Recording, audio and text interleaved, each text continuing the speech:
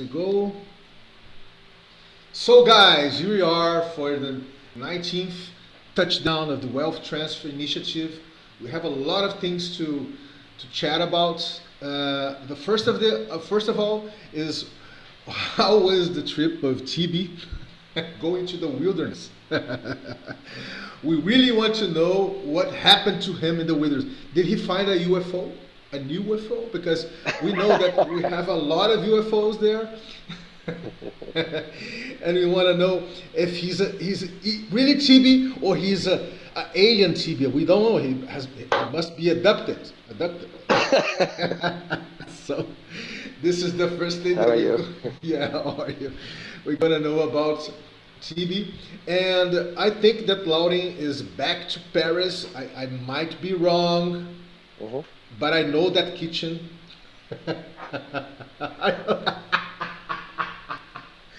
I know that kitchen, man. It's incredible. Virtual reality is an incredible thing, you see. I know all the places that Lauren goes, and I know where's.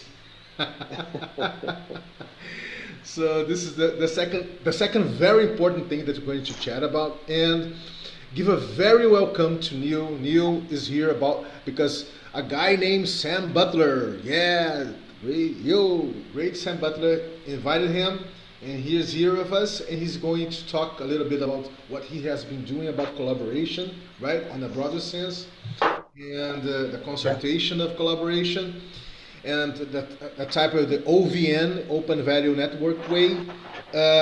It's good, man, because the guy of the OVN is here. So TB, wow, he's the guy.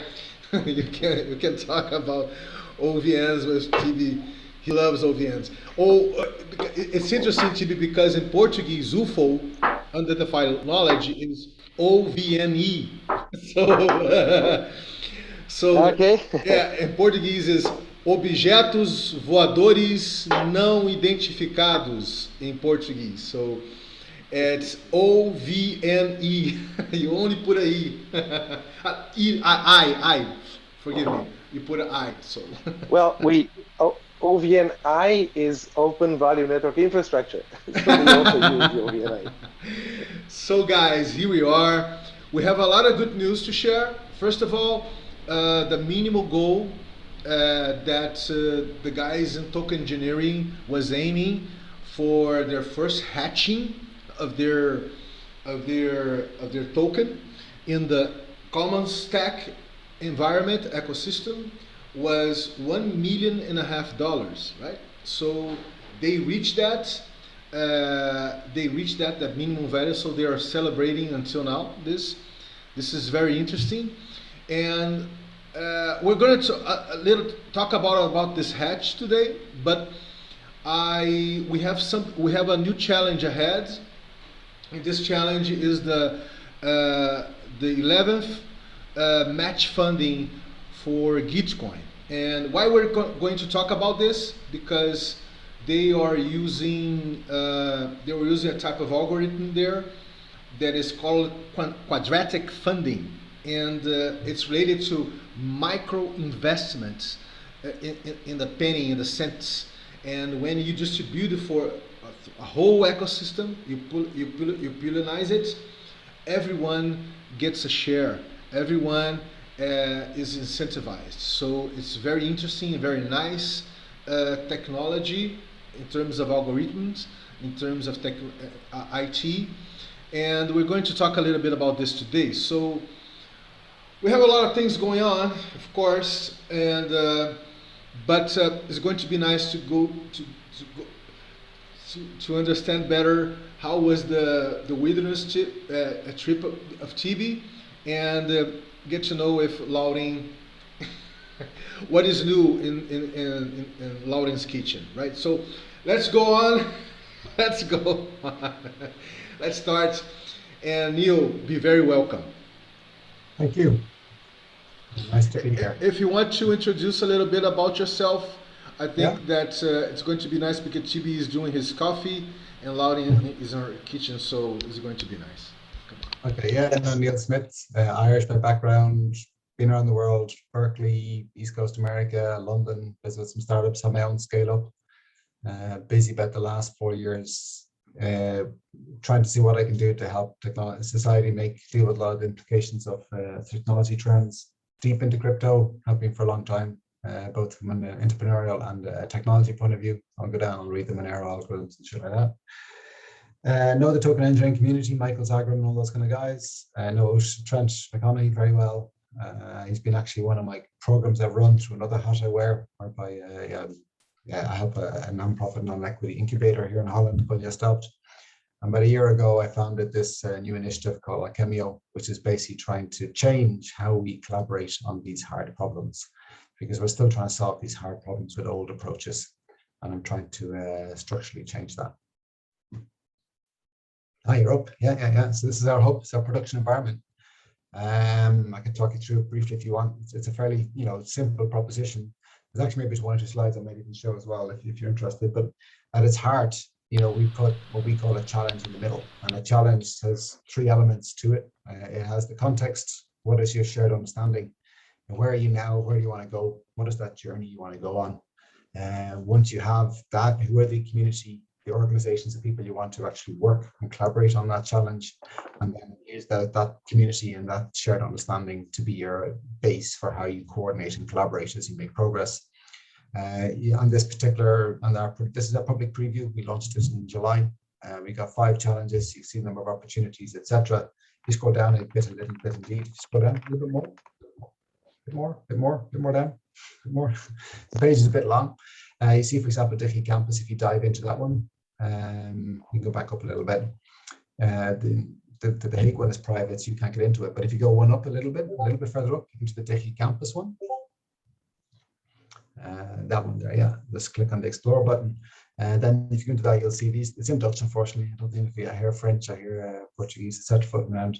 But there they have a list of the challenges they're working. What of them do you want me to get in? Digicampus? You can just the Campus one. It's probably the best one. Yes, okay. Click on the Explore button and further down. You don't need to sign in and sign up. It's all, their data is all public. The idea is that right now, everybody's trying to work on complex problems or trying to collaborate with multiple stakeholders. They all invent it from scratch every time with a bloody, Trello or Slack or Google Drive, whatever. And we're saying is actually we need to have a whole platform for how we manage these complex collaborations. And if we can have a platform for doing it, then we can actually all share and get better with each other for how we actually solve these complex problems. This is their particular one. They have 5 challenges, 49 opportunities in there, which is an opportunity is where you're trying to collaborate with multiple people on it. You scroll down, you can see all kind of information. You can apply to join this community. You can agree projects between each other as like bounty stuff, etc. over time. So this is basically at the heart of what we're trying to do is trying to put challenges in the middle so we don't put organizations. And where are we at? We launched our MVP last July, which will be about sharing the context. That's what it's at the moment. So you can navigate into challenges if you want to. This is going to go off to their site, etc. You don't have to go there. If you go back to the R1, that's Dickey Campus site. It's just a link for this particular case. So you can apply to the Ecoverse. You can see other Ecoverses on the left. Get information about the community around it. But this is our MVP. At the moment, it primarily is getting there in terms of how you actually show context, but we're busy with trying to expand that for how you expand and manage the community around a particular one. So, for example, if you were signed in, you can, for example, apply to join the community. Someone else can approve it, etc. And of course, by putting the challenge in the middle, you get a place where you can put in all kinds of other stuff. So you could say, for example, anybody who wants to work on this challenge, you agree to some agreement as a community, which can be like a challenge in the end, it can be a DAO or something like that. You come into it, then you agree what happens to results or data or value that's created out of that community, and how you make governance decisions about what gets funded by that community. So it's really really trying challenge in the middle, not organizations. That's what we're trying to do. And of course, you can search and find and connect and all that kind of stuff. And you have to be logged in or have a profile to do it. Okay. That's where we're in at. I could show a lot more about it, but I don't want to sort of take too much of this meeting. And we're just to say we're ramping up. It's a non-profit foundation behind it. It's all open source. If you go to github.com/alchem-io. You can see everything we're doing. You just open up a new tab, it's all up there. One of the topics that I'm busy with is, that means I have been involved with the token engineering community, is around sort of how you do ecosystem value mapping. So how you map out the set of actors who, for example, are interested in the challenge, and how what's the current status quo of your ecosystem, how people are exchanging what value, what types of value. So token engineering for me is quite interesting, but the MVP is very, very rudimentary what it has. But I want to explore that path for what are the types of values that and actors who are exchanging value.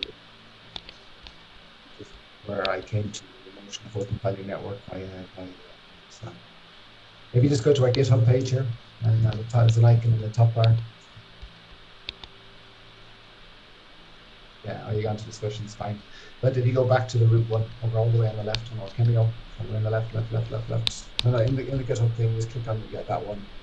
You know, that's our GitHub repository. Everything we do is up there. All of our background, everything we're busy with, is all up there.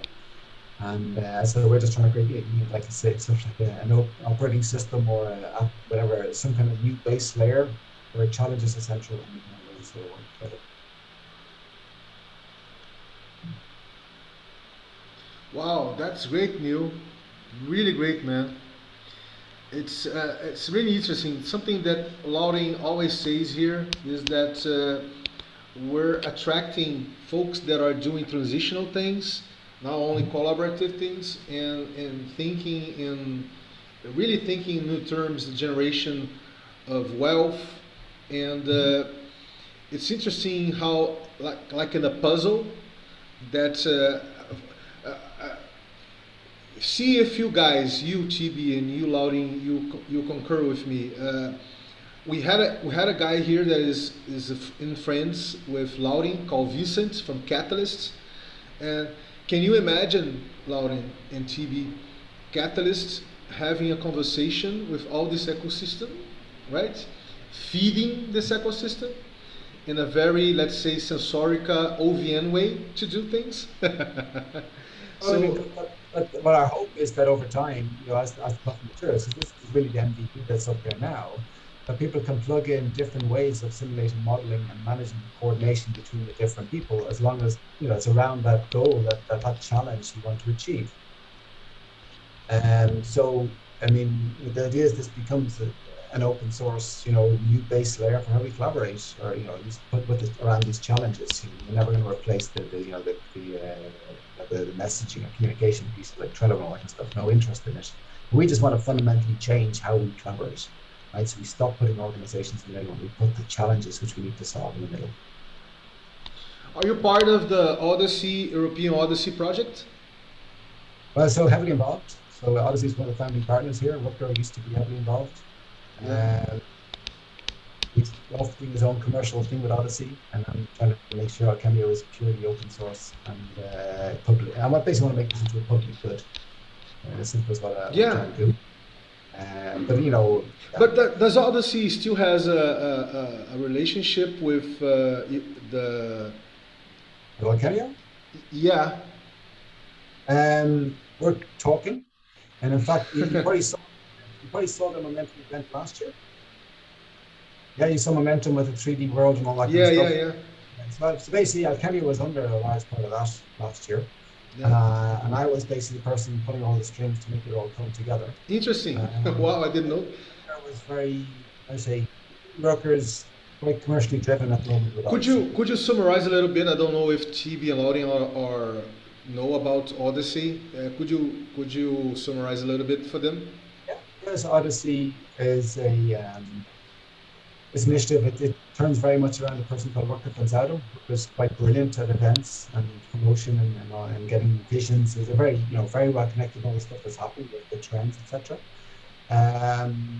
They host a series of challenges each year historically, and then they can connect people in around quite a large community that they have around the different challenges. And nowadays, since last year, Momentum is moving much more into the metaverse space, sort of like allowing people to have their own worlds where they can fly around and find each other and connect, etc. It is a for-profit initiative, etc., etc. That for me, at some point, was sort of our style. Really was this has to be a public good. What I want to achieve. We want to have a new. But he's brilliant, and he's doing some really great stuff with Odyssey. Yeah. So I said the version that he was running on last year November was based on Cameo. Since then, I think he's made some of the choices. He wants to have full control over his stack, but that's his choice. Yeah, we're still in contact and talking to him again in a couple of weeks, etc.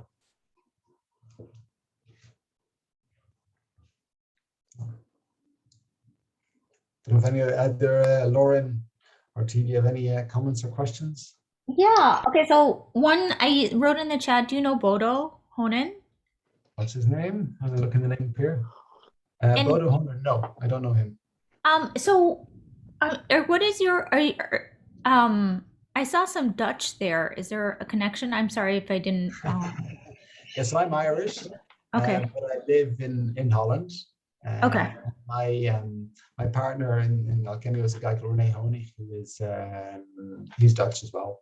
So our initial, if you like, key contacts, Vicky Campus is our, if you like, one of our champions at the moment. Okay. They're Dutch as well, which is why I see a bunch of Dutch up there. But this. Okay. You should check out Bodo. He's doing something in education, but he thinks just like you. And follow some links on LinkedIn, and the way he's conceptualizing open innovation is very, very similar. And he's just a genius. He's really good. Cool. Yeah, I would definitely get in touch with him. That sounds cool. Yeah, And he's Dutch, I think. No, wait. Maybe he is South African, and maybe it's Afrikaans or something. I don't remember. But it's Dutch-like, whatever he speaks. We are finding that there is quite a number of people who recognize that we need to change and we need to put the problems in the middle. There's a fascinating podcast from a guy called Daniel Spachtenberger. I don't know if you know him. Yeah, no. Oh, yeah. I mean, there's a podcast done with Tim Ferriss there, or Tristan, whatever I think his name is, in July, and it was brilliant. He starts by making very clear, unless you can define and understand what the problem is, you cannot solve the problem. Full stop. And if you look at the 17 SDGs, unless we can solve number 17, which is how we collaborate, we can't solve the 16. So there's more people who are starting to realize we have to get better at solving these problems structurally, but we're still doing it in the old way, and that has to change. I mean, yeah. So the next, that's sort of a lead into my next question, which is that so in my studies of innovation, one thing that has come up is that sometimes the problem is that people keep solving problems the same way because they keep framing them the same way. So one of the traps that you get into is like defining, stating the problem, and then the way that you state the problem kind of leads to certain solutions where it's there's some quote by Einstein. I don't know if he ever actually said it, but it's something like if I had so much 100 hours to deal with a problem, I'd spend 99% of it defining the problem, and then the solution is going to be obvious. So I was just wondering about that and how you deal with that. I mean that at the heart is, by putting the challenge in the middle, right? At the heart of the challenge, what we call context, which is that journey, describing that journey you want to go on. Where are we now? What's not great about it, and where do we want to go to? Mm-hmm. And essentially that is basically saying define the problem. Now that definition of that journey is also one that evolves. You don't just have it done as a done thing on day one. You have to work on it and evolve it and iterate it and refine it and bring more people in with more insights and perspectives, etc. So we have quite a strong notion we call life cycle around it, a challenge whereby you can actually bring the challenge through multiple phases to people, and people understand how mature that definition, that definition of your context is. And then people are only able to connect to it once they understand it. So completely agree. Unless you get that understanding about where you are now and where you want to go to clear, and you don't really have a joint base for action. And right now, people aren't spending much time on that definition. And also what's very frustrating is that if I look into the innovation landscape in Holland, which I happen to know, so The Hague is up there, they have I think 50 or 60 opportunities up there. But if I take any one of those opportunities, I guarantee you I can find the same bloody thing being worked on in these 5 or 6 different cities in Holland. So everybody's duplicating each other's efforts, and they can't find and connect to each other. So we hope that if you get everybody onto the same platform, as well as being able to share best practices, that if you're working on problem A, you can find somebody else also working on problem A, or someone who has some skills that can help with problem A. So you get much better connectivity, like a marketplace between people, find people working on similar problems and find people who can help you with the problems you're working on. Well, I really sincerely hope that the open innovation platforms are interoperable between themselves. But that's where there needs to be a bunch of innovation, because we've come up with a domain model, right, for how we represent it. We're engaged with various universities like TU Delft, etc. And I was talking to a guy from Norwegian University this morning about how you basically what data model do you put behind what that collaboration and the challenge you're trying to do, and hoping again that becomes an open space for innovation. People can actually come with new ideas for how you model what it means to have relationships between people working on particular challenges. But it's by no means a done deal. I mean, this is an exploratory space. Well, it sounds like great. I love your ideas. Yeah, well, I mean, it's I say very early days. I'd encourage you, please have a look at what we're doing, comment, connect, all that kind of stuff. And probably directly ready for TV. I am a big believer in the notion of actors and different types of values and the relationships, etc. So Michael Zargrim is someone I've had a couple of times in Evening Beside, and that's like drinking from a fire hose. You presumably know Michael Zargrim from the token engineering community. I've heard good things about Michael. He's brilliant. He's a wealth of insights and information. I consider myself quite versed in this topic. I have to run at full speed to keep up with him. That is my goal.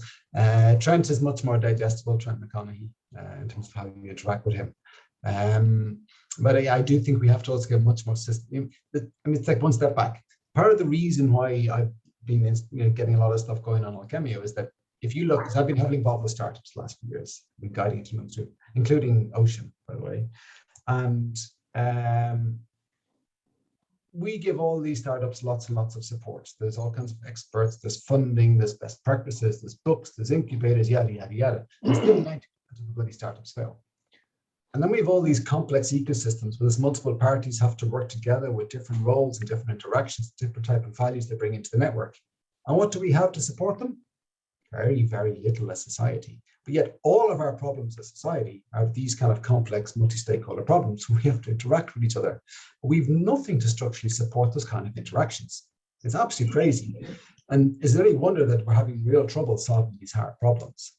And Cameo is like one step in that direction to say, listen, we have to structurally be able to much better manage what are the types of actors are involved in a particular situation, right now, and also where it needs to go to as a particular ecosystem, and what types of values are they exchanging with each other, and where are the connections, and where's the equilibrium. And there's my token engineering becomes very interesting to be able to simulate and model it once we get that further down that path. But things like any initiative where I'm finding where people are trying to actively model and understand the interactions between different stakeholders or actors around a particular ecosystem, I'm interested in, which is how I got to Opium. And how I got to this call today. So how did you get to OVN? Can you expand more on that? Like, did you speak to? I was talking to Sam Butler. He was referring to at the start of it, and Sam I'd met when he was in The Hague last year. I think he's down in Croatia at the moment. Sam has a lot of passion for a lot of topics, a lot of energy on that, and so I thought maybe it's good to share with him about Cameo, because I was interacting in a different context last year, and I asked at the conversation, and asked most people I'm talking to, who's the one you think I should talk to, and he mentioned yourself, basically. So he sent me through your YouTube page, which is why I got to your work. You when you were talking about these complex problems, wicked problems, and people are working on different parts but not communicating enough, and so therefore not aligned, actually. Sorry? Not aligned is the biggest problem. I think that people don't have the shared understanding of what they're working on very often. Yeah, that's something that rings a bell. I was at some point getting involved with the startup ecosystem here in Montreal, but I was very rapidly disillusioned. Montreal is a pretty big hub in startup culture, and the problem is that it's fundamental. These startups, the way they go for the candy in the capitalist system is that they have to go for intellectual property and investors. It's all extractive, it's all capture, it's all lock-in positions, all that kind of stuff. No. Yeah, but it's also siloed. I mean, it's by nature. They have to work inside. So they have this like fake collaborative culture. They use the buzzwords and. We're like a community of startups and we should collaborate and this and that. But fundamentally, I've been building a startup hub in The Hague over the last 3 years, AI and blockchain startups. Right? Yeah. I've done about 50 of them through various programs, and indeed, the collaboration. Occasionally you see some interaction. Most of the time, it tends to be more that they cohabit sort of living spaces or working spaces. When I'm talking about Cameo, my full ambition is this is going to be self-sustaining. Right? We're offering a professional software as a service. You want to host your challenges. You're an organization with funding. You pay some money in to do it. Full stop. Like a government, whatever. So just to finish my. Go ahead. What I was going to say is that, but getting to the point where you have a full service that organizations are willing to pay for. Right, is hard as a bloody non-profit, right? It's very, very, you basically have people to buy in the vision. So I'm calling out Cameo is like, I've founded startups, right? I've done all that journey. I call it like a startup with a handicap. This is harder than a bloody startup. That's how I view it. My experience of it so far. Because you have all the risk of a startup without the reward, which is that capitalist system you're referring to, the candy. Yeah. But I think the fundamental flaw is that the value systems of startups are not fully integrated. I'll turn it around. The value society doesn't have a value system to reward public good initiatives. Oh, that's at that layer for sure. We totally agree. Yeah. So that's why we went on to conceptualize a new breed of entrepreneurship, which is collaborative entrepreneurship. And we aim at a change in culture, not just providing information about new economic models, but also have people adopt new systems of values, a new system of values, right? So we started this program on the Sensorica web, so you can just type it out. Collaborative entrepreneurship. People talk about social entrepreneurship, the traditional entrepreneurship, but collaborative entrepreneurship, I think it's what we here decided to put into young people's minds, to say that all this startup craziness, it's so extractive and exploitative if you think about it. Well, if you look, and I see. I think it's confusing the destination and the journey actually to some extent, because the people, all the governments, etc., they want innovation. They think that makes society a better place. It doesn't necessarily. We can be wrong innovation, and I agree. We need to find better ways of getting. So I watched one of your programs on the traders on. I need to pull this guy back. And your point about people don't need a job to add value, completely on, right? Spot on. People don't need a job. Yeah, that's an old. It's a good phrase. It's very true.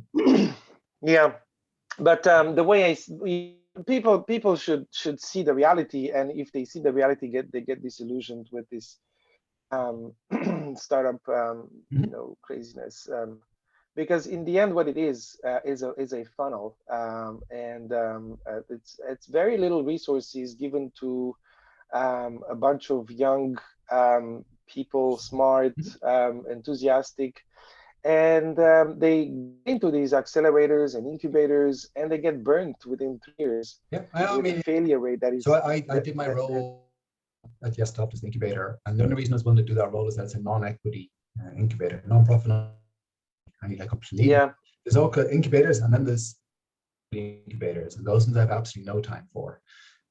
Because it's a highly it's basically a highly abusive system in many ways. People working very hard hours for very potential reward in the future.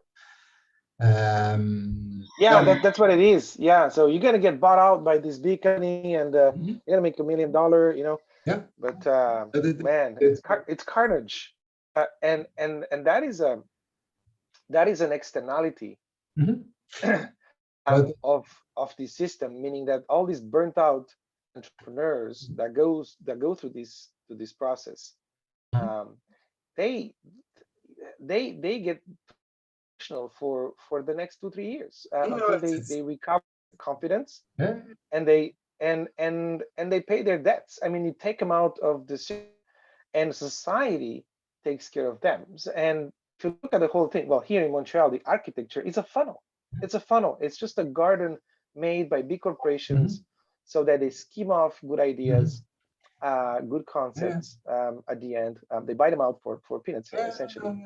Compared to the real value that's been generated. But the inspiration for me, actually, one of the inspirations beyond the other thing I said about the helping these ecosystems for doing this was that for the Corona stuff, I got involved with a non-profit public-private, and that was inspiring. I had like 70 people working on what I was leading at that point, and it was any organization putting whoever they could. Organizational boundaries fell away. Everybody was putting whatever they were. I said I wanted this. I put my hand up, and I got top lawyers and X, Y, and Z. I got any development skills came up here, right? But it was amazing what you could achieve when the organizational boundaries fell away. Absolutely amazing. Right?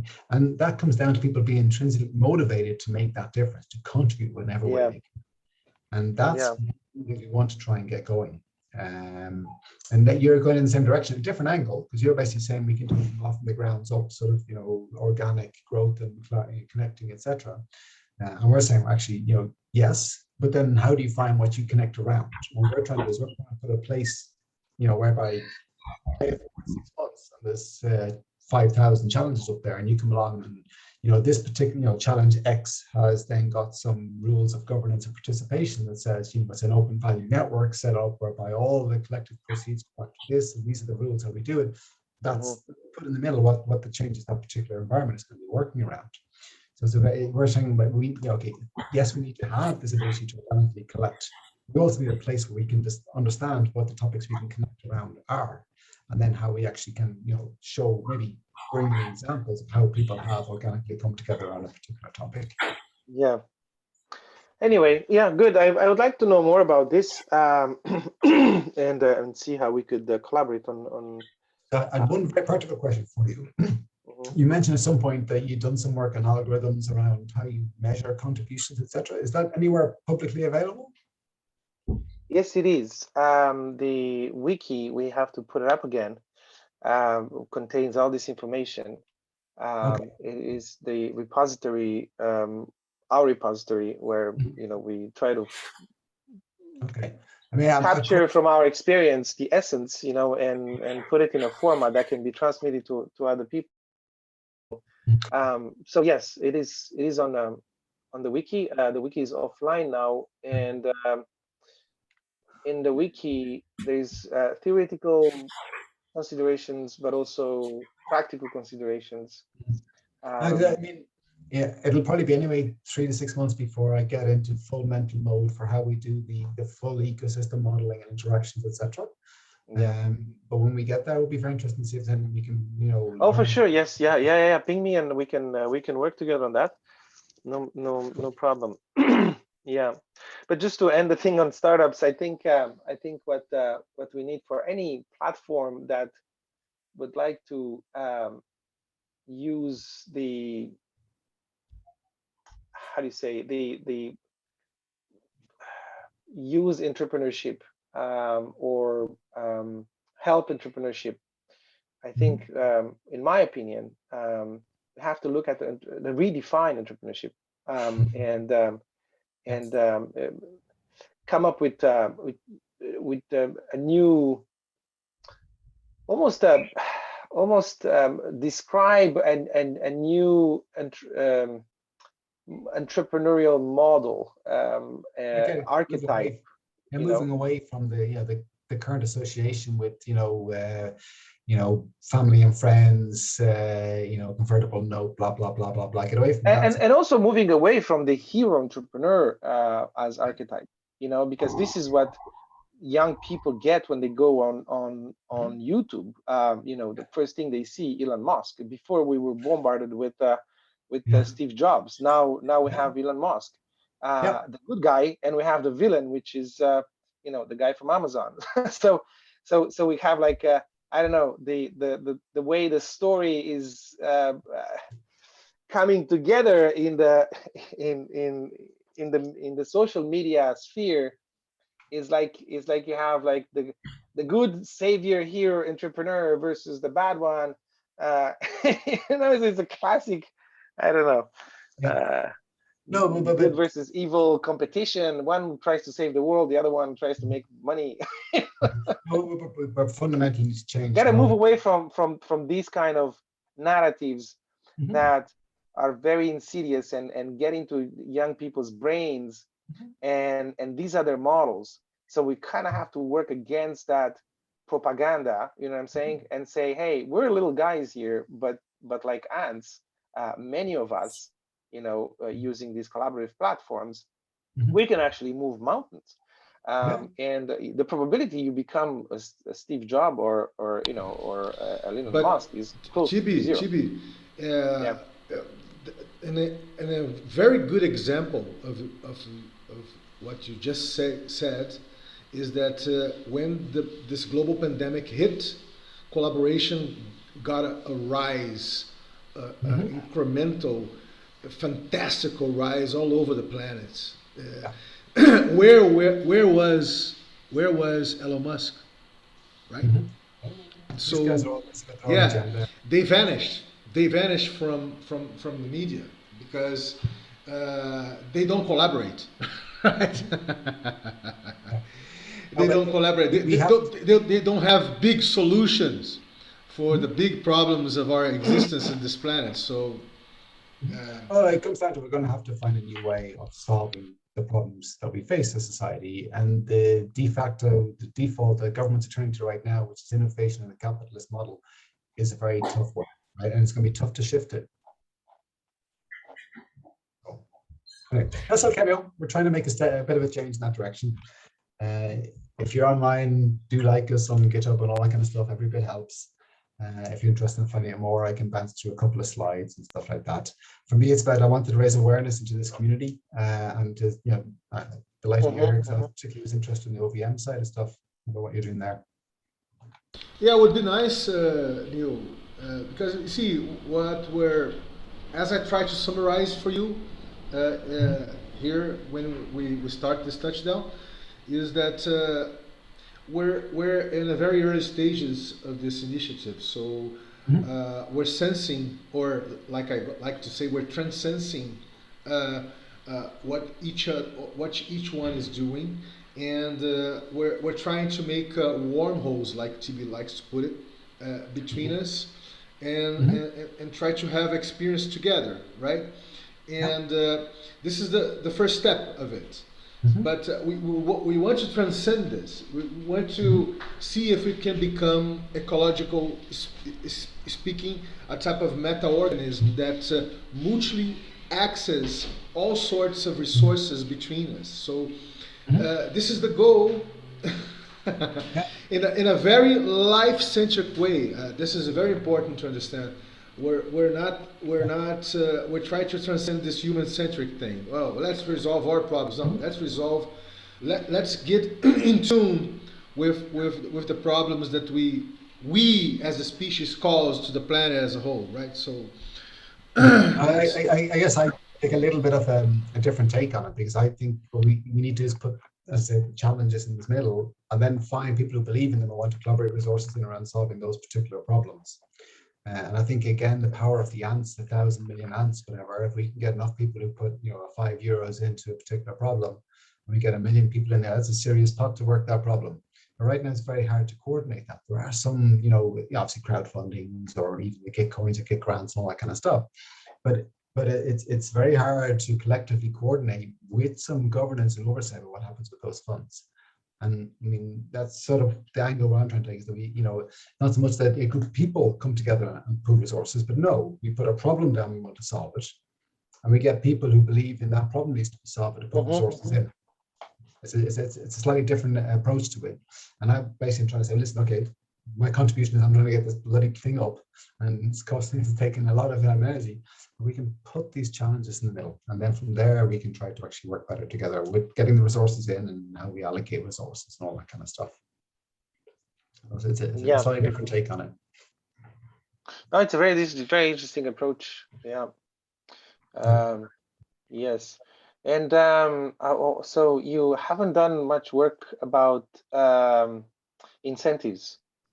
No. So there's two massive, 2/3. There's two massive blue ocean territories to be explored. I use that buzzword. One is reputation systems. Okay. And there's where incentives come in. And the reason why that's important is that for every particular context, you build up a different reputation, and then there's an interpretation of how that your reputation in context A is used in context B. So reputation, as you get to these different sort of focus topics, becomes very, very important.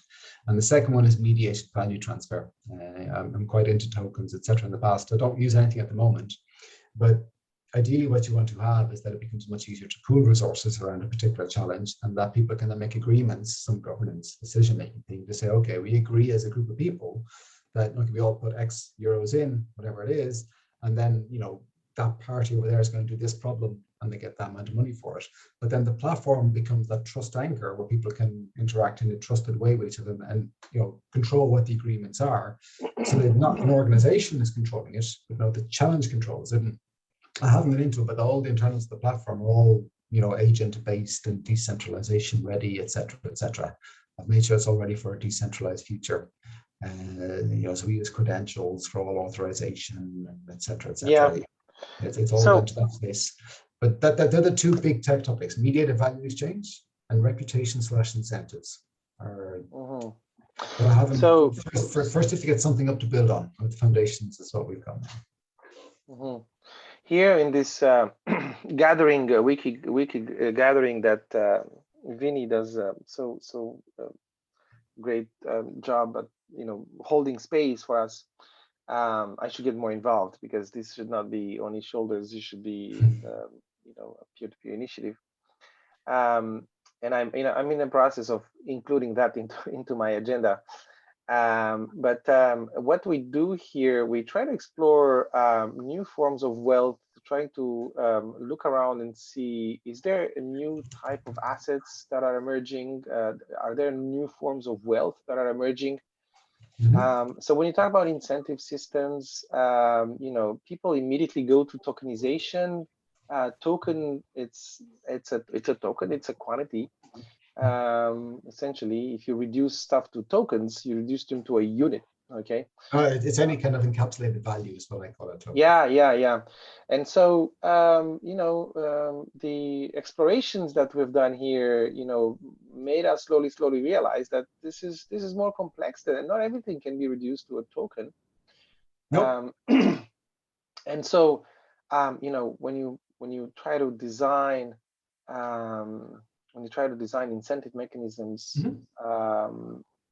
to work on the economy of the thing, it will be probably very nice for you to come back here and just participate in these conversations, because it really opens to other things. I mean, we live in the world of tokens because that's the hype of the day, right? With blockchain and all that. But there is a guy that spoke more broadly about incentive systems and flows even before blockchain, and that's Arthur Brock with Holochain. And we are very much inspired by his concept of currency. Anyway, so that with these talks about new forms of wealth, I think we should open it up a little bit more, because Yeah, and then just to give some context, I mean, there's actually there's a presentation, I don't know where if it's online or not anymore, but where I've given on tokenization, and I make exactly the point you made, that Yeah. value is highly subjective. Only Yeah. a small fraction of it can be digitized, and you have to be very careful about if you can digitize it, what the regulatory system, et cetera, but that fundamentally values, things we really care about, cannot be digitized. Friendship, trust, all that kind of stuff, right? You can't digitize that kind of stuff. Clean air, if you value it, right? You do until it's gone, kind of thing. So completely agree. But that's also why I've put everything in to make sure it's tokenization ready, because I think there will need to be some kind of tokenization angle in there. But I completely take your point that anything, digital exchange of value is only covering a small part of the spectrum of values that can be exchanged. Yeah. Yeah, that's yeah. So yeah, just to give you an idea about what we're talking here every week, it's to expand our awareness of what is emerging in terms of new forms of wealth, Mhm. and that could feed straight into your work, when you design incentive systems. Yeah. And I mean, it's a fascinating topic, especially as you have multiple contexts. The notion of how reputation transfers from one context to another, and how you then use that to incentivize certain behaviors. Well, sometimes there is stuff that is not individual, and that's kind of hard to capture and also to represent in a formal system of incentives. For example, in one discussion, everything is recorded. I still don't know how to access it, but in one of our discussions, we spoke about regenerative capacity as a new form of wealth. Well, that's not for me as an individual or for you as an individual, but it's for us as communities to build regenerative capital, so to speak. It's very important because it makes our operations sustainable. So how can you? And when you talk about regenerative capacity, that could be on a small scale for an enterprise. And I don't want to enterprise. I don't mean a startup or a company or a nonprofit. It's any kind of human enterprise. Resilience in general. Anything like that. Yeah. Yes. It could be village scale. It could be regional scale. It could be, I don't know, whatever, continental scale. But regenerative capacity. Even in a small organization, regenerative capacity is like are people working in a way that they can eat well and sleep well and exercise, so that their cognitive, But that's the conversation. Resources are replenished. But the conversation needs to evolve, so people take a lot more of these things into their accounting system. Right? Well, there you go. So when we build incentive systems, most of the time we think about the individual that we would like to motivate to put some work well, let me take a nuance on that. So I explicitly have this notion of that there's like essentially actors in the platform. So a user is an actor. A user can have a reputation, but a challenge is also an actor in the platform. Yeah. So a challenge can have a reputation, and you being associated with a challenge would give you some transitive reputation that you would be able to carry forward, right? Or someone could say, well, I'm in challenge B, and I think challenge A is really good. Anybody comes here with a good reputation from challenge A, I can bring it into challenge B with some kind of transition thing. But it's a fascinating space. But Neil, the experience that we are already doing, we're very keen to observe even the concepts behind the words that we use or the neologisms. For instance, we don't use reputation, we use recognition. Recognition is something very community-driven, it's very network-driven. Reputation is very individual. So, for instance, one of the experiments that we're running is called Tao DAO. It's all based on recognition. It's all based on empathy. It's all based on as TB likes to he coined the phrase of post-rationality. We don't use that thing that I said to you. We don't use it's those. Not me. It's out there. It's post-rationality is out there. Yes, we don't use those contractual forms of who is you, what is your reputation, what are your credentials. so you can go to this group here and do this. No, no, no, no. It's all open, very open, very open. Yeah. And we try to assemble a very open learning environment for everyone. So even if you're not specialized, if we don't you see, we're not seeking specialized people to specialize things. So yeah. The thing is, to transcend this specialized culture that's very related to the startups, that environment that you guys were talking about. So there's a lot of things, man. You see, of course, we're not going to we're not going to be able to summarize for you all the things that we're doing. But if you feel really attracted to, you're very welcome to experiment with us. And since you are in the very MVP phase of what you're doing, it might be that I need to be a little bit further along to really start engaging a bit deeper. It may be a thing because, you know, I believe you do have to get the different pieces up the stack. You know, you have to have a base of action, and that's what we're trying to get now. And then, but certainly as we get a little bit further along, I'd be love to interact here a lot more. Actually, become fun to do. And I see Sam is starting to bring, just as I have to head off, because I have to go in about 2 minutes. I just want to say I'm so happy to see this 2 big thumbs up. Neil, I'm glad that you made it. I missed all of this, but I'm happy that the connection was done. Cool. Yeah, no, indeed. We've been having some interesting discussions. I think that we were able to contextualize to Neil what we're doing here, Sam. So I don't know if you want to ask him after he goes. So did you, Neil, get the glimpse of it? And certainly it's been an interesting discussion. I mean, Neil, when Neil and I talked, and when he told me about Cameo, one of the things he asked is, who is the next person you'd recommend that I talk with?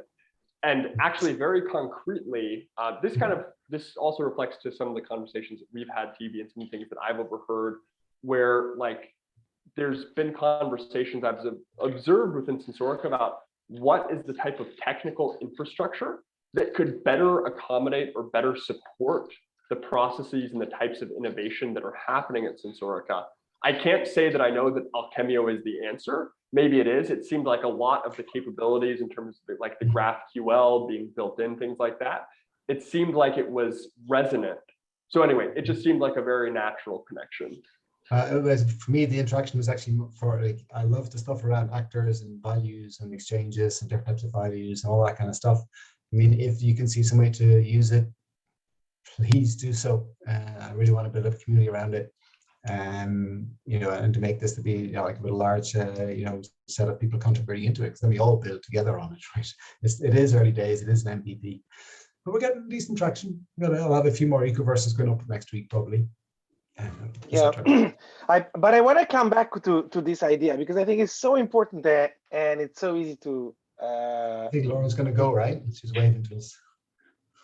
Can I just say something quick? Neil, do you have to go soon? Yeah, I have to go. I just wanted to say at Kikolab,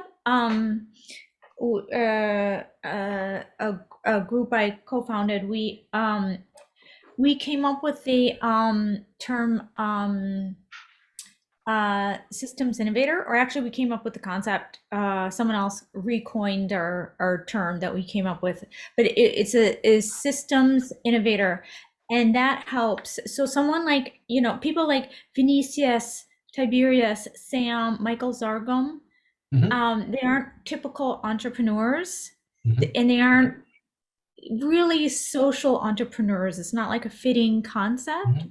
So we created this new concept in hopes of trying to attract a different sort of capital who would be interested in funding these systems innovators who are kind of like complex systems innovators.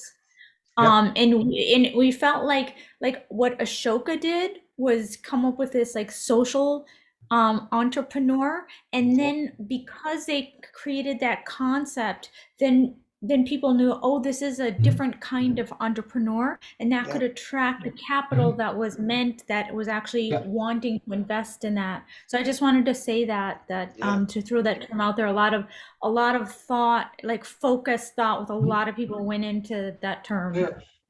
Cool. Very, I mean, and the whole token engineering, Zargram, all that kind of space is fascinating as well, just in terms of some stuff they're doing and some of the terms they're trying to bring in. But I'll try to dig it up. So systems innovator, cool.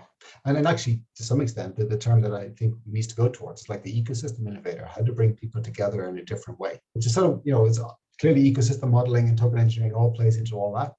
Maybe we can, and I have a bit of allergic reaction to the word ecosystem. It's so massively overloaded. But maybe there's some other thinking there for how, because you say systems innovator, you're talking about people who are changing the way the current interactions are happening around a particular set of value flows. Yeah, it's like a new kind of systems entrepreneur who either they're trying to solve a problem that no one owns, a problem that is actually not a problem, but like a wicked problem, that's not a simple problem, or that's in between, that's in the interstices of departments that are siloed. So it's kind of it's very hard to find funding if you are a systems innovator.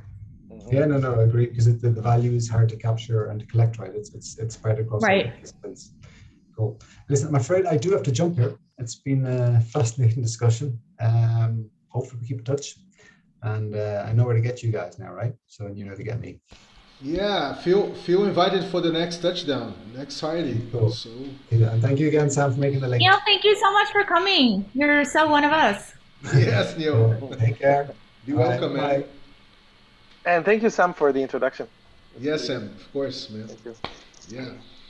Hey, Sam, I'm not recognizing you with your beard. I know what's different about Sam. Sam, you're like totally different, but I don't know how. But you don't look like. Yeah, he seems like never see you. He seems like his younger brother. Like your younger brother.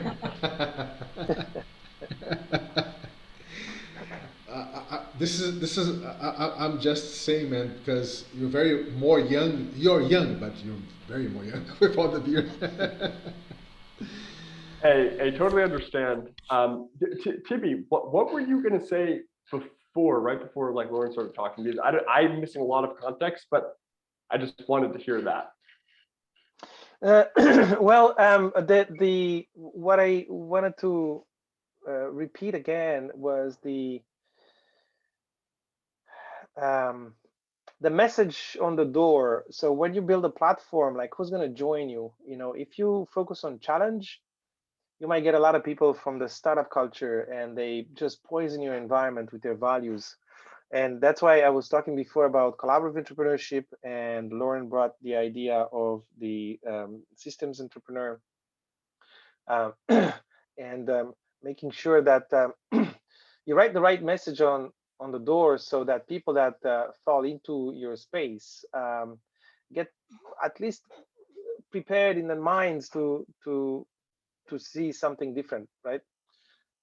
Because it's sometimes you make a space, you create a space, and you get the wrong people in, and creating a platform is not just about the infrastructure, it's about the social dynamic and the activity that it'll host, it'll take place. So it's about people. So values, we often we totally forget about the makeup of the people that are coming to use the space, and their shared values, which can make or break a project. Usually programmers totally disregard that dimension. You know what I'm saying? I love what you're saying. I love that. Can I just say, it also seems like when you frame it a certain way, like challenge, like a bunch of people, like prizes and challenges, all this stuff is kind of masculine. So you might not have any ladies around. Yeah, maybe that's our problem with Troika. All of that quadratic voting, they're all like kind of invisibly not sexist, but they attract guys, and they reward like typical guy qualities, and no one ever comments on that, so I just thought I'd say that. I mean, that's brilliant. That's super intuitive. I would say, I suppose it's relevant to the conversation. I mean, first of all, TB, like with the stuff that I'm doing, Placeful, you can actually see that now if you go to the website. I put so much fucking thought into not just like, who are you building the space for, but what is the mindset and what is the perspective that you kind of, like when people walk in the door, like what do they see? What are the relics? Where is the attention going? What is the attention being directed to? Is it a metal poster on the wall, or is it a little Buddha? Or is it, is it like a little like placard with a certain maxim? It's like, what is that? So I've been thinking a ton about that. I so much echo your thoughts. But I would say more so in that case, not as much thinking about who, but more thinking like, what does the entranceway look like? And not knowing who might come in, but how to prime whoever's coming in for, what's to come. Lauren, inspired by what you're saying, when I've thought about stuff pretty similar to what Neil is doing, I suppose in a different type of way though. So instead of thinking about people nominating challenges, more thinking about people being able to share or express just like stuff they want to do. So if somebody wants like build a software project, and like what would like the digital tool look like to make it really easy for somebody to say, I want to build a browser that has camera built into it so I can like use my hand and like I don't need to be attached to the keyboard and can do all sorts of things. That's my vision, and like you're interested to come help me out. I just wanted to paint the comparison that when I thought about similar types of tools which could gather people around a kind of digital technical initiative, that's what I've thought about. It's been much more personal. It's been much more about like, what is something that I'm interested in working on and I'd like to bring people involved with me. And that seems, I'd say that maybe seems gender neutral, at least, or inviting to all. I mean, doesn't that seem just like so much more fun to gather up hundreds of visions that people have than problems? I don't know. I mean, yeah, I think you're right. I think you're so right. I mean, Yeah, I that think there needs to be a gathering of vision. Yeah, I mean, that language thing, it's something that I've learned recently, and I've heard some people express it. And I suppose that there's room for both, and there's no dogmas, and so different contexts have their own fit. But I've heard people say it recently. This is something I've learned, where it's like stepping out of kind of the problem solution mindset. Because we whenever we talk about things and whatever, maybe that's Y Combinator influence or whatever else, or startup influence, stepping out of that problem solution framework for everything. And once you step out of that, like, what is it? It's harder to put in a box, but it's a little bit more creative, and it's a little bit more kind of subjective, and it's a little bit warmer. It's a little bit more kind of social. Mm-hmm. Yeah, so how can you frame it as opposed to problems and solutions? Because I think that's a very good point. Well, I think the negative is easier.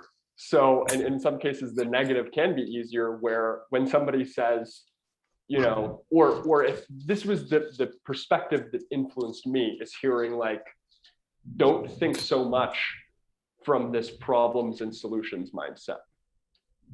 And so it's easier to do that maybe than to say like the affirmative, than to say what is the right thing to do. My answer tends to be just, I don't know, it's like, what do you want to do, Lauren? Like, what do you want to work on? What do you have on your mind? What are you really interested in pursuing? I'm interested in learning about it. And if there's any way that I can help, I'd love to learn how I can help. And if there's other people I know who could help, then I'd love to kind of connect. And that kind of excites, you see the smile on my face. It's like natural. I just kind of want to learn. And so, I don't know, that's kind of what it is for me. Maybe I can interject here. And also, Vinny was waiting to hear stories about the Canadian wilderness. But it connects to what you said, Sam. So I went on 2 weeks trip, and Canada is very big. You can probably have the same experience in Brazil, but you can get lost in the forest for months and months and months. So northern Canada is not so populated. Most of the towns up there are mining towns, and so they're very inorganic, meaning that they rely on that mine, and when the mine is gone, the town is gone, essentially. So thinking about problem solution and turning into something positive. So I spent 2 weeks in the forest, but then going back to Montreal, I visited all these little mining towns across Quebec, and every time I got into a town, I went on YouTube and watched some videos and about the past, about the present, and I stumbled on one video where there was a mayor of a town that went up, and then so this is a gold mine operation, and the town was made by the mine, and then the price of gold went down, so the town went down, and then the price of gold went up, and the economy of the town went up again. So now they're like somewhere lingering, and the mayor was talking about how to sustain, the town, because now there was people in the town, they bought property, so they had a stake, and switching costs, like moving to another town, is high. And so how do you deal with the ups and downs of the price of gold, which drives the economy of the town? How do you make yourself more resilient and more sustainable? And the mayor was speaking about this problem, and his vision was an exogenous process. So he was thinking about, well, maybe some other investors, somebody from outside, will come and develop something else, maybe another mine, or maybe some use some other resources. So his mind was focused. He's the mayor of a town, and the problem is what happens when this particular mine that sustains the economy goes down. How can we keep, a certain level of satisfaction of the people and keep the level of the economy? And his mind was going outside. Well, maybe we can attract some other rich guy that comes with money. And I was looking at it and said, here's a problem solution frame, and here's a guy that thinks about the solution as coming from the outside somehow. What about turning to your community and animate that community to, I don't know, be creative? So what is the solution? I don't know, but I'm describing a process which is positive, doesn't scare people like, hey, we have a problem. The mine is going, so then everybody goes into paralysis mode or packing up and leave. But what about just animating that community in a positive sense and says, hey, look around, it's beautiful. We live in a natural place. There's a lot of nature out there. What can we do to have fun? Arts and crafts, and I don't know, tourism, and just have fun here. Just being happy campers here. And then from that sort of social interaction, maybe there is something positive that emerges. Maybe there's all sorts of entrepreneurs with great ideas that that start to, I don't know, start to build a freaking town, start to build a freaking community, and not just a sleeping town for a mine. So that's how I saw it. Instead of just telling people we have a problem, if this mine is gone, the town is gone again, is to say, let's start making something fun over here and get people excited about where we are and who we are as a community. And I believe that something will come out of that. Something will emerge. The so-called perspectival knowledge, right? And when you change perspectives, right? This is the people changing perspective. Well, we started like this, but we don't have to remain like this, right? We exactly, because so from an exogenous way of seeing to an endogenous way of seeing the things. It's like the solution is within us. The solution is within us. Something can emerge, but do we have the process in place? Do we have the mindset in place to have this community, I don't know,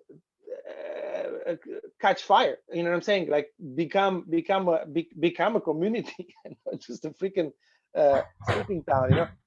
Anyway, yeah, they totally changing perspective for sure. Yeah, I totally agree with you, Vinny.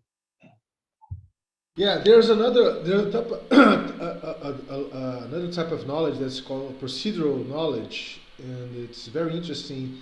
That is this overview effect knowledge. When you exogenously look as a bird's eye view to all the things around, right?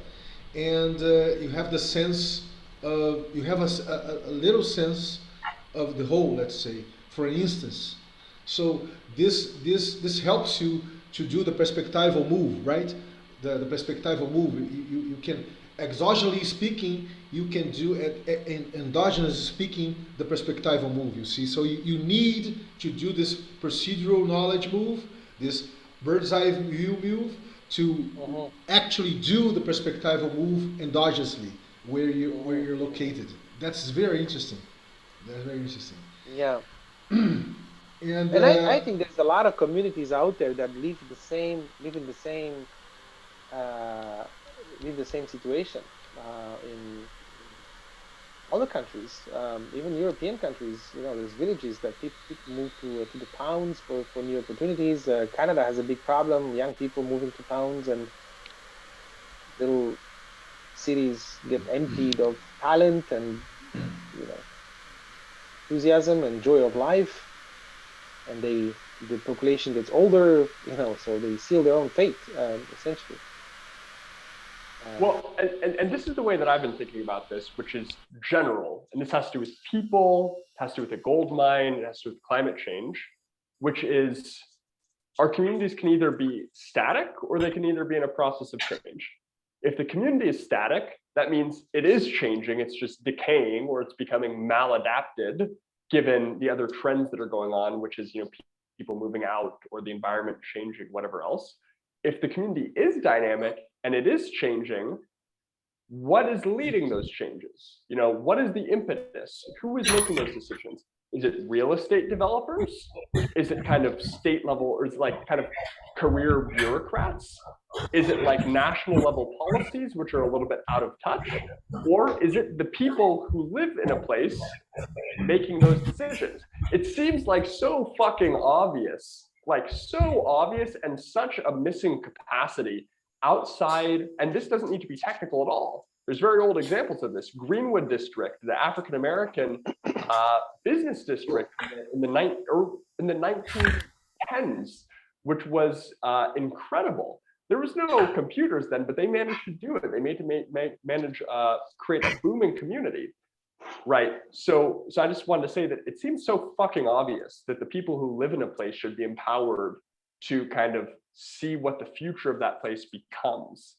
Across any context, about what's going to happen as the gold mine fades. People are leaving. How's that going to work? It's getting hotter here, and it's really humid. And that means that we can't spend much time outside. So how are we going to deal with that? What about our crops? For any of these things, anyway. Yeah. So there is a new form of wealth. I mean, there's not a new form of wealth, but there's a form of wealth there that maybe people should become conscious that it is there. Name it so that people know it's there, which is like community,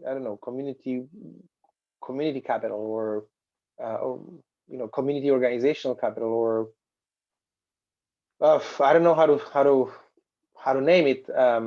It's something equivalent to what was done in the States with Kennedy when he announced that in 10 years Americans will put a man on the moon. There was some form of social capital that was created. A lot of smart young people start dreaming about going to space. And what you observe, if you look at the statistics, a lot of young people went into engineering and math and sciences, inspired by that dream. That's a form of social capital. It's a sort of an enthusiasm and in the population, and young people being energized by this dream to go into math and science and all that. So it's kind of equivalent to that. So here's a mayor in a town that is totally exposed to the fluctuation of price of gold, which is completely outside of his town. It's like thousands of kilometers away. It's Wall Street, affecting his own little town, and he doesn't see that sort of social capital that he could build and nurture in his own town. You know what I'm saying? So he's totally exposed to fluctuations that happen thousands of miles away. So that's some type of wealth, that leaders in a community should be conscious about and develop. And once you have that, you kind of have an insurance policy. If the mine goes away, well, we have a base, we have a certain number of enthusiastic, creative individuals that love the place so much that are able to, together save it from collapse, right? And it's not just the individuals as a number, but also some type of infrastructure that allows them to come together and put the resources together to work. Yeah, but TB, don't let us forget, we may became a very sedentary species, but we still are nomads in various ways, and with all this interconnectivity that we have, at least here in Brazil, you have a lot of things that are very, let's say, happens in a very global perspective, let's say. So folks between towns or between cities, they arrange some type of things that they want to do together, and or develop together. So it's not very region restrictive, at least here in Brazil. So when you come up with an initiative, it has visibility on the internet, right? Folks can gather around them and make this initiative run, right? So what happened? So what I'm saying is that some mayors here, not all of them, already understood that, and so you have a type of microeconomy that is not regionally or locally located in the city, but it's running through cities around the world. So you have this type of initiative happening here in Brazil, and it doesn't get the news, right? This is not a huge thing, but it's something very related to what's shareable. I don't know if you guys already know about shareable. Shareable did a time ago about the shareable cities, right? But it was a very institutional thing. It's not so organic, so interactive. It was more institutional. And here is more organic, more interactive, because as I said to you folks, Brazilians are not institutional citizens. They are very organic. They see opportunity to understand what we can get out of this, so they simply join it. They don't have a lot of criticism or to evaluate it and say, oh, this is service, this is a service. So I'm just sharing with you guys that these type of things here in Brazil are becoming very common, because here we call Brazil a federation, right? But it's not. It's not decentralized. It's very, very centralized in Brasilia, right? Brasilia is the main source and the main power, political power, and where part of the economical power goes to the states and go to Brasilia. And some of them goes to some cities. So the cities, the mayors of cities here, they're starting to understand that they can come up with a very nomad, very global microeconomy that doesn't depend of their political relationships with Brasilia or with the states directly. So this is already happening here. Well, guys, we're on the top of the hour. We have a lot of things. I would love to get to know more about this trip. I think that you must do a post about it, because it's very rich what you just share with us, my friend. And as you said, it would be nice. I saw Sam sharing an article last week article from Charles, right? Was very nice, the article. I love it. Thanks, Sam, for that. You hold the space together, so it would be nice. But you see, folks, we're still doing the Taodao thing here. It's still happening. It's still evolving. It would be nice to we have a English Taodao version of it running between us. I don't know if we have the capability now, or we're let's say entrenched. We're really embedded to. Oh, I got it. Let's do this between us. But I don't know if we're in that stage yet. But it would be nice that we can do something really where it's not only these fabulous touchdowns and talks that we're doing with all sorts of guys over the planet, but it's going to be nice to have some practical stuff doing between us. What do you got? I said to Lauren last week, it would be nice to have Vincent here to set up something with Catalyst. And okay, he's not here, no problem. But it's going to be nice if we can settle some things up together. You see, the only thing that we were able to do until now, and Laura didn't do her until now, is the OCAST experience, right? We done some, Sam did one OCAST experience, TB did 2 or 3 OCAST experiences, but Lauren didn't do any one until now. It's going to be nice, Lauren, to you to have your OCAST experience. I just put the post-production, TB, I put the post-production version of the OCAST experience that you had with Hannah and with Walter in the chat. You can take a look. It was very nice, post-production. You're gonna love it. So that's it. Any final comments that we can wrap up here? So remember when we were talking about Gambiara? Yeah, of course. So I kind of further developed it because we're talking about Niger. My husband is trying to do some business development in Niger, and in French there's a word, I don't know if it's an African thing or it's a French thing or whatever, but my husband mentioned system D, which is débrouillard, which is like a bricoleur or like a MacGyver. But the kind of concept, you know, in collective intelligence, we have this concept of game B, but it's pretty like,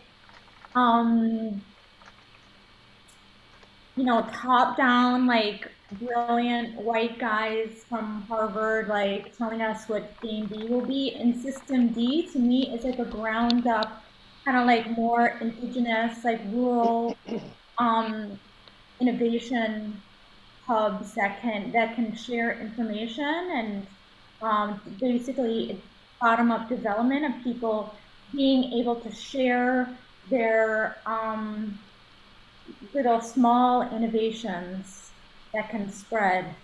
So yeah, that's what it's a system D.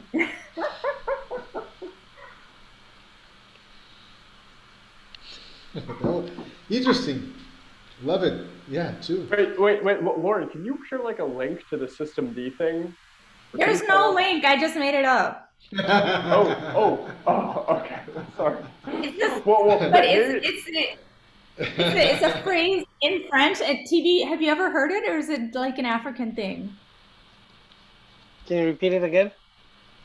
System D, from débrouillard. Ah, débrouillard. Débrouillard, it's a French name, yeah? Yeah, so it's just there's a phrase, and I don't know where it comes from. If it's like an African thing, but system D is like just like the MacGyver kind of innovation of people who don't have a lot of money. We're talking about computers, and not, you know, you don't just buy a new computer, you fix whatever you have. And so yes, I found it on Wikipedia. Yeah, System D. Yeah. Interesting, because the name here in Brazil is Gambiarra, so it's related to the reusable culture. It has some twinkling with the regenerative culture. And actually, Lauren, I live that. I live the system D because all the things that I actually use are reusable. I don't buy. I really buy almost nothing. I really access things on daily basis and share things with all folks around. So I live this Gambiarra culture, this system D culture, in my life for years now. So because here in Brazil you have this, it's not something strange, right?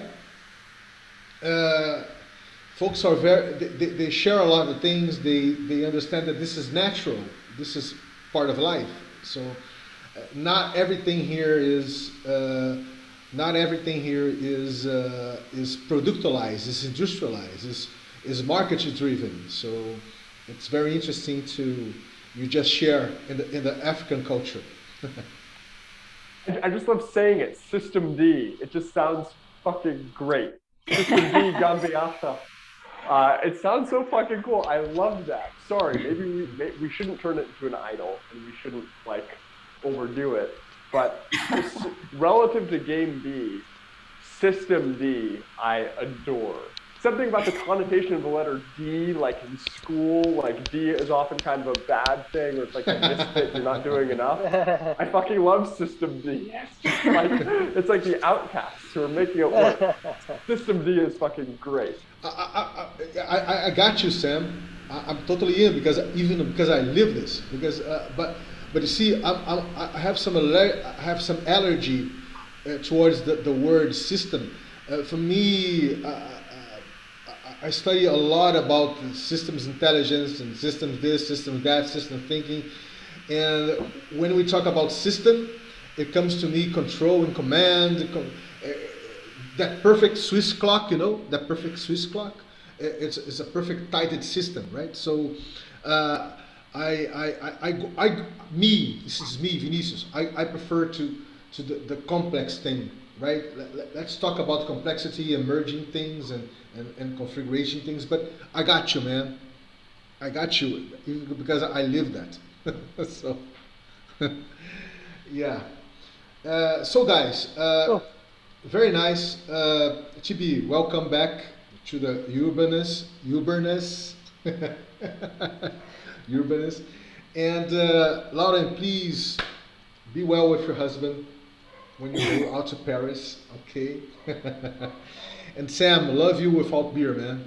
You're very in a great point, yeah, very good. And that's it. And let's see if we can evolve something, man, guys, to next week's touchdown. It would be very nice. I would love to experiment things that we're experimenting here in Brazil with you guys, and let's start doing this because you see, we didn't do that move yet, so let's start doing this. Oh, do you want me to host next week? Whoa, it'd be nice. Whoa. Okay, I'll do it.